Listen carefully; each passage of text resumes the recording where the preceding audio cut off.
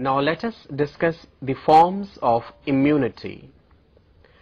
One way of classifying immunity is to categorize it as either innate or acquired.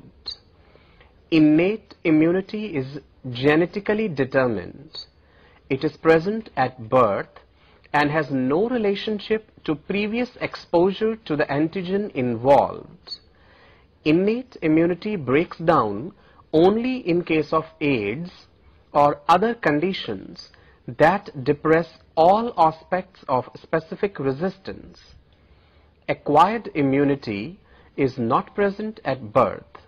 You acquire immunity to a specific antigen only when you have been exposed to that antigen. Acquired immunity can be active or passive, and these forms can be further divided depending on whether the immunity is naturally acquired or induced. Active immunity develops after exposure to an antigen as a consequence of the immune response. In active immunity, the body responds to the antigen by making its own antibodies. The immune system is capable of defending against a huge number of antigens. However, the appropriate defenses are mobilized only after you encounter a particular antigen. Active immunity can develop as a result of natural exposure to an antigen in the environment, that is naturally acquired active immunity, or from deliberate exposure to an antigen, that is artificially acquired active immunity. Naturally acquired active immunity normally begins to develop after birth, and it is continually enhanced as you encounter new pathogens or other antigens. You might compare this process to the development of a child's vocabulary. The child begins with a few basic common words and learns new ones as they are encountered. The purpose of induced active immunity is to stimulate the production of antibodies under controlled conditions so that you will be able to overcome natural exposure to the pathogen sometime in the future. This is the basic principle behind immunization or vaccination to prevent disease. A vaccine is a preparation designed to induce an immune response. It contains either a dead or an inactive pathogen or the pathogen which is treated by certain chemicals. Passive immunity is produced by the transfer of antibodies from another source. In naturally acquired passive immunity, a mother's antibodies protect her baby against infection, either during gestation by crossing the placenta like IgG, or in early life through the breast milk like IgA. In case of induced passive immunity, antibodies are administered to fight infection or to prevent disease. For example, antibodies against the rabies virus are injected into a person which is bitten by a rabid animal. Let us discuss properties of immunity. Regardless of the form, immunity exhibits 4 general properties. Number 1, specificity. Number 2, versatility. Number 3, memory. And number 4, tolerance. We will first discuss specificity.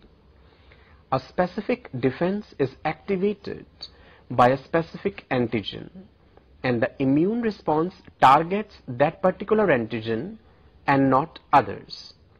Specificity results from the activation of appropriate lymphocytes and the production of antibodies with targeted effects. Specificity occurs because T cells and B cells respond to the molecular structure of an antigen.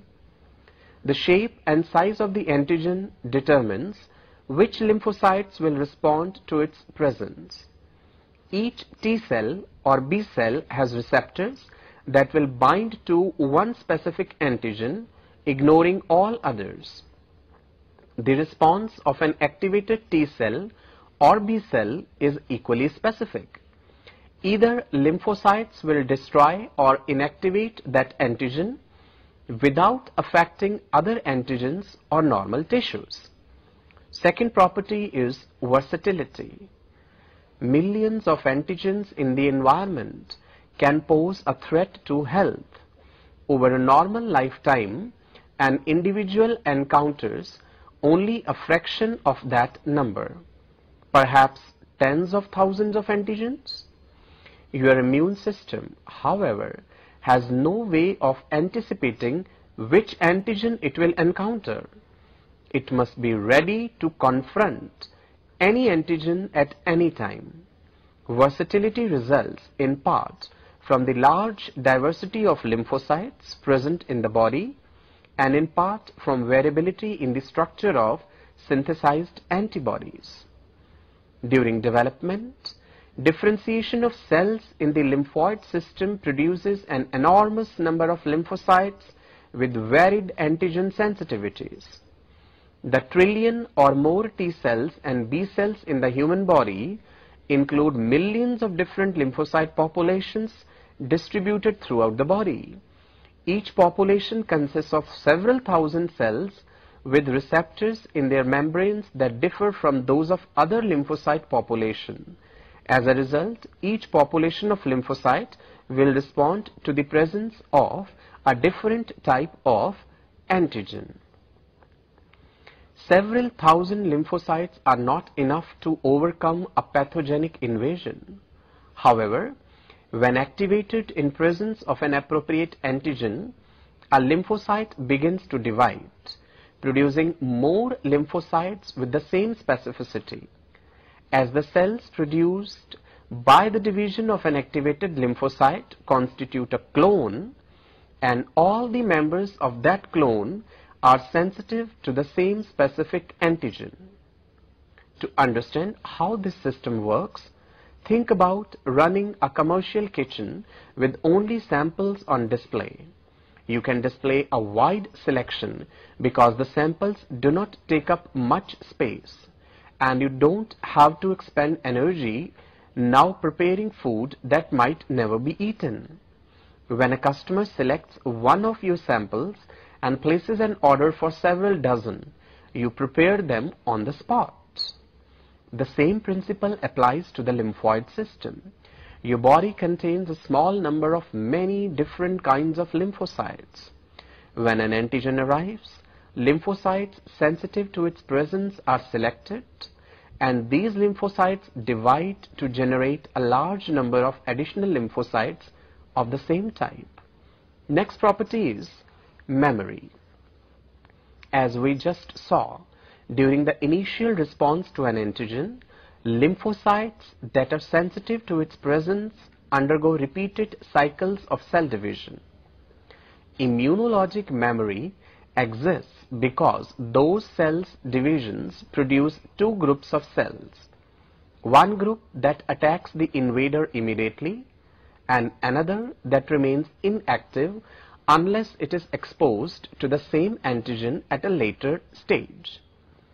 These inactive memory cells enable your immune system to remember antigens it has previously encountered and to launch a faster, stronger, and longer-lasting counterattack if such an antigen reappears. Next property is tolerance. The immune system does not respond to all antigens. All cells and tissues in the body, for example, contain antigens that normally do not stimulate an immune response. The immune system is said to exhibit tolerance towards such antigens. The immune response targets foreign cells and compounds, but it generally ignores the normal tissues. During their differentiation in the bone marrow, B cells and T cells that react to antigens that are normally present in the body are destroyed. As a result, mature B cells and T cells ignore the normal or the self antigens and attack foreign or the non